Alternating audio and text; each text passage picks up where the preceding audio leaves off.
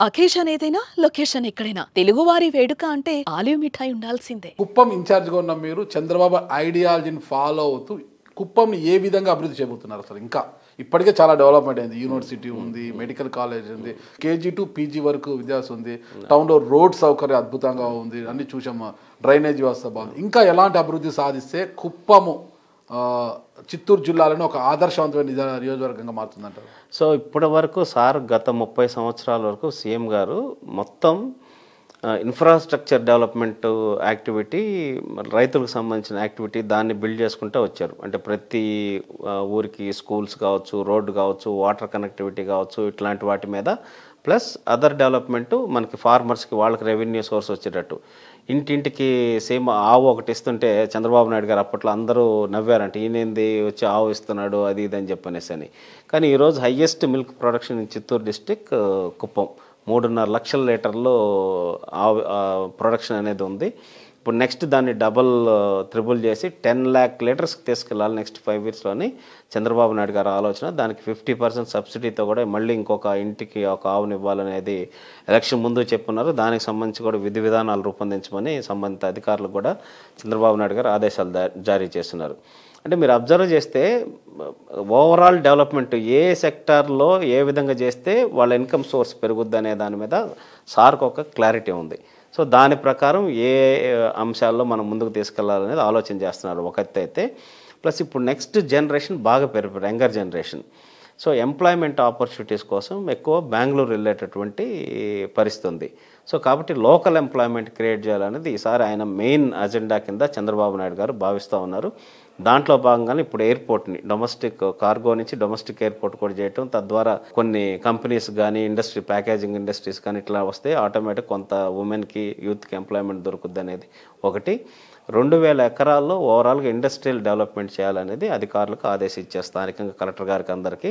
దానికి సంబంధించి land acquisition process అంతా జరుగుతోంది. 500 ఎకరాల్లో మెగా ఫుడ్ పార్క్ అనేది 5 మండలాలు కవర్ అయ్యేటట్టు, ఒక్కొక్క మండలంలో ఒక్కొక్కటి చేసేటట్టు ఆలోచన చేస్తున్నారు. దాంట్లో భాగంగా మదర్ డైరీ, సఫార్ అనే 2 కంపెనీస్ ఫైనలైజ్ అయినాయి. వాటిని శాంతిపురం మండలంలో ఒక 132 acres ఉండే దాంట్లో క్లస్టర్లో ఏర్పాటు చేస్తున్నాం. దాంట్లో భాగంగా ఒక 2 నుంచి 3 వేల మందికి ఉపాధి అనేది అక్కడ దొరకబోతుంది.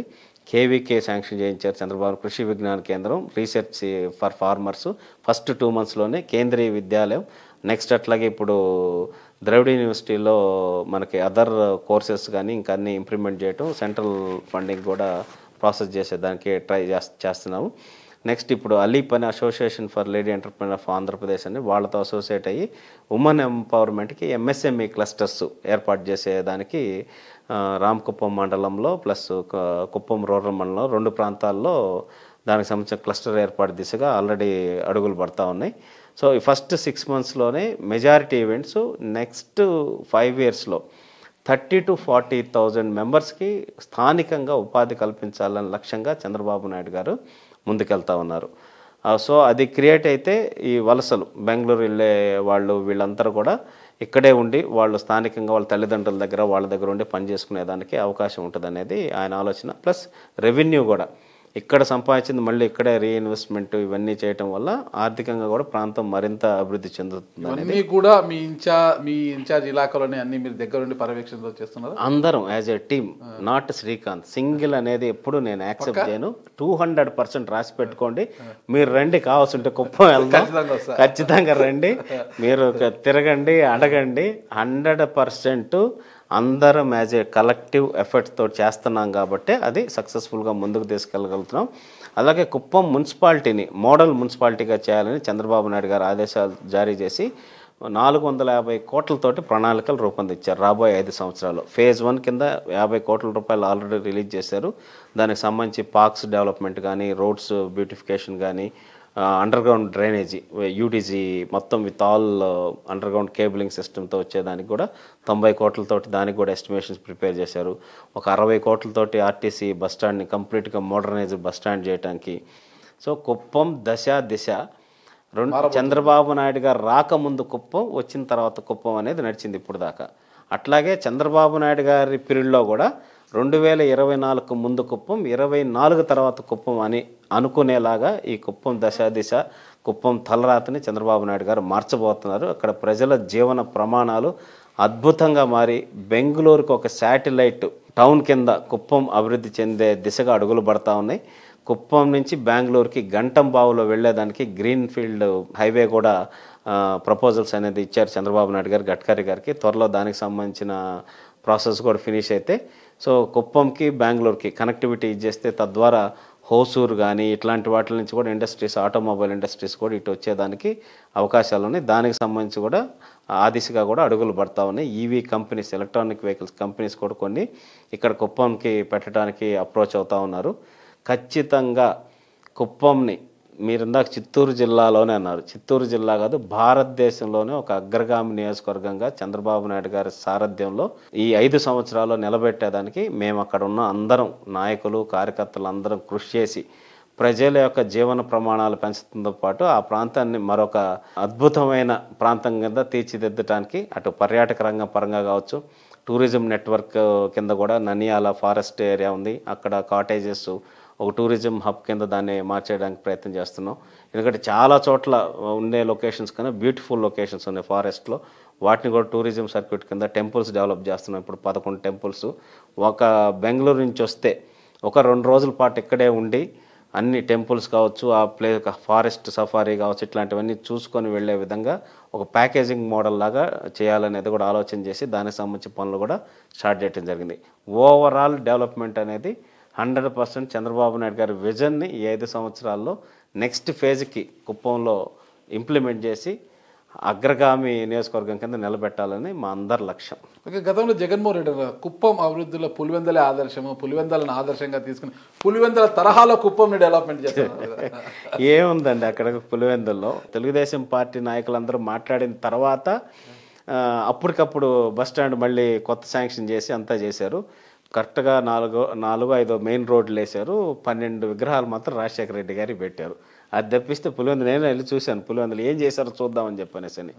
సో అప్పుడు అంతకుముందు IIIT ఏడుపులపాయ అదొకటి కాన్సెప్ట్ ఉంది. త్వరలో ఇక్కడ కూడా IIIT మిగతా కొన్ని ఇంజనీరింగ్ రిలేటెడ్ యాక్టివిటీస్ కూడా చంద్రబాబు నాయుడు గారు పెట్టబోతున్నారు. ఆల్రెడీ మెడికల్ కాలేజ్ ఉంది. 21 సంవత్సరాల క్రితమే ఒక ప్రైవేట్ మెడికల్ కాలేజీని ఇక్కడ పెట్టి ఏర్పాటు చేసి ఈరోజు అంటే మనకి చాలా సింపుల్గా అనిపిస్తుంది. నాగరాజు గారు నాకు కొంతమంది చెప్పారు క్యాంపెయిన్ చేసేటప్పుడు, సార్ చంద్రబాబు నాయుడు వాళ్ళు తెలుగుదేశం పార్టీ అని మాట్లాడాల, వాళ్ళు చంద్రబాబు నాయుడు గారు మాకు దేవుడు సార్ అన్నారు. ఏమండి అని చెప్పనేసి అంటే, సార్ ఎమర్జెన్సీ వాళ్ళ తండ్రి పురుగుల మందులు తాగి సూసైడ్ చేసుకోకపోతే ఎమ్మటే 15 మినిట్స్లో వాళ్ళు పిఎస్ మెడికల్ కాలేజీకి తీసుకెళ్తే సేవ్ చేశారు వాళ్ళ ఫాదర్ని. మీరు కరెక్ట్ టైంలో తీసుకురాబట్టి మనం సేవ్ చేయగలిగామని చెప్పేసి డాక్టర్స్ చెప్పారు. సార్ నిజంగా ఈరోజు బాగా సంపాదిస్తున్నా, అంతా చేస్తున్నా, అంతా బాగుంది. నాకు నిజంగా ఆ రోజు మెడికల్ కాలేజీ లేకుండా మా ఫాదర్ చనిపోయింటే ఈరోజు నేను ఏ స్థాయికి ఎదిగి ఎంత సంపాదించినా కూడా నాకు సాటిస్ఫాక్షనే ఉంది. ఈరోజు మా ఫాదర్ మాతో లేరనే బాధ ఉండేది. బట్ ఇన్ టైంలో ఆ మెడికల్ ఫెసిలిటీ ఉందంటే చంద్రబాబు నాయుడు గారి పుణ్యమే. కాబట్టి నేను ఆయనకి మాకు దేవుడు సార్ ఆయన అని చెప్పాను. ఇట్లాంటి ఉదాహరణలు కొన్ని వందలు విన్నాను నేను. హార్ట్ స్ట్రోక్ వచ్చినప్పుడు ఎమర్జెన్సీలో తీసుకెళ్ళడానికి సూపర్ స్పెషాలిటీ వైద్యాన్ని 21 సంవత్సరాల క్రితమే ఇట్లాంటి మారుమూల ప్రాంతం, అప్పుడు 21 సంవత్సరాల క్రితం అంటే కుప్పం అప్పటికి అంత డెవలప్మెంట్ లేదు, సెమీ డెవలప్మెంట్లో ఉంది. అక్కడ తీసుకొచ్చి పెట్టి నాకు ఆ చైర్మన్ దొరస్వామి నాయుడు గారు కూడా చెప్తారు, సార్ నేను చిత్తూరు పెడతానంటే సార్ గొడవ చేసి నన్ను ఇక్కడే పెట్టాలి, నీకు అన్ని రకాలుగా నేను సపోర్ట్ ఉంటానని చెప్పి ఇది చేసి తీసుకొచ్చారు, ఇక్కడ పెట్టారని చెప్పనేసి. So that is his vision and his positive thought process. Because of ఇందాక మీరు అడిగారు పెద్దిరెడ్డి గారికి ఎందుకు ఇదైంది, చంద్రబాబు నాయుడు గారికి ఎందుకు పెరిగిందంటే ఇన్ని సంవత్సరాల్లో కూడా డౌన్ఫాల్ అయ్యారు చంద్రబాబు నాయుడు గారు, గ్రాఫ్ పడిపోయింది, పైకి లేచారు, మళ్ళీ పడ్డారు. మళ్ళీ ఎందుకు ప్రజలు నమ్ముతున్నారంటే ప్రతిసారి పాజిటివ్ థాట్ ప్రాసెస్తో మాత్రమే ఆయన అడ్మినిస్ట్రేషన్, మా క్యాడర్ అనుకోవచ్చు, అబ్బా సార్ ఎప్పుడు మళ్ళీ డెవలప్మెంట్ మీద పడిపోయాడు, దాని మీద ఇట్లా రకరకాలుగా బట్ అన్నా కూడా ప్రజల్లో ఎందుకు పార్టీ మీద కానీ చంద్రబాబు నాయుడు గారి మీద నమ్మకం ఉందంటే ఈయన ఏదో చేస్తాడు అంటే చేసి చూపించాడు. ఆల్రెడీ విజన్ 2020 అన్నాడు, ఇప్పుడు విజన్ 2040 అన్నారు. 2020 అన్నప్పుడే చాలామంది నవ్వారు, ఈయన 20 అని. ఆయన విజన్ 2020 డాక్యుమెంట్ ఇప్పుడు తీసుకొచ్చి చదవండి. ఆయన విజన్ చేసిన దానికన్నా ఇంకా ఎక్స్ట్రా డెవలప్మెంట్ అని ఈరోజు హైదరాబాద్ వాట్ హ్యాపెండ్. సో 2047 కొంతమంది ఇంకా చాలా చెత్తగా మాట్లాడుతున్నారు. ఆయన ఉంటాడు అప్పటికి అది ఇది అని చెప్పి. నేను ఉండకపోవచ్చు, మీరు ఉండకపోవచ్చు, ఎవరి లైఫ్కి ఎవరు ఈ నిమిషం బయటకు పోయాక ఎవరు ఉంటారు కూడా గ్యారంటీ లేదు.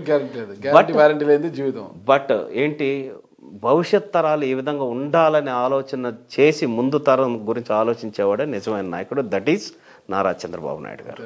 ఓవరాల్గా ఇప్పుడు కుప్పం పరిస్థితి ఏంటి? ఇప్పుడు పాలారు రిజర్వాయర్ ఉంది, అదంతా దాని అభివృద్ధి కావచ్చు, ఆ సమస్య ఇష్యూని కావచ్చు.